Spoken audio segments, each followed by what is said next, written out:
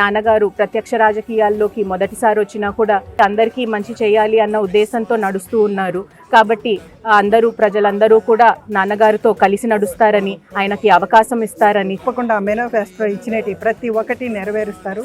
మీ అందరి కోరికలు నెరవేరుస్తారు. ఆయన కష్టజీవి. ఒక్క అవకాశం ఇచ్చి విజయసాయి రెడ్డి గారిని అత్యధిక మెజారిటీతో గెలిపించండి. ఆయన అభివృద్ధి ఏంటో మీకు చూపిస్తారు.